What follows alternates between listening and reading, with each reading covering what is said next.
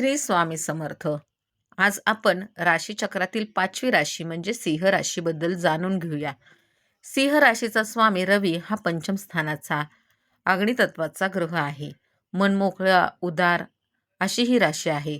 स्फूर्ती, अंतप्रेरणा, आकर्षकता, आशावादी, ध्येयवादी हे गुण तुम्हाला सिंह राशीमध्ये जास्त दिसतील.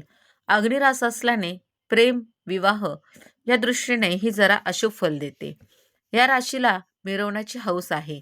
कधीकधी पोकळ, डौल, अहमपणा, दिखाऊपणा, ढोंगीपणा निर्माण झालेला असतो.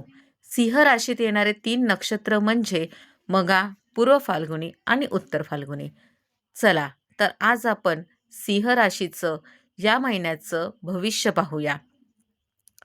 15 ऑगस्ट ते 15 सप्टेंबर हा काळ सिंह राशीसाठी मोठे बदल, मानसन्मान आणि नवीन संधी घेऊन येऊ शकतो.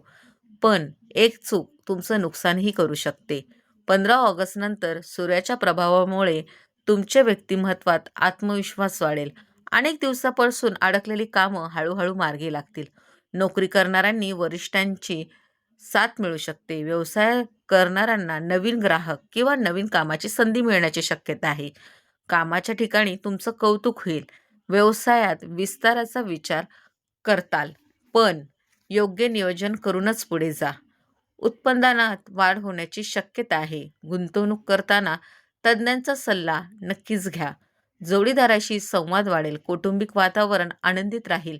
विद्यार्थ्यांसाठी अभ्यासाचा हा काळ फार चांगला जाईल.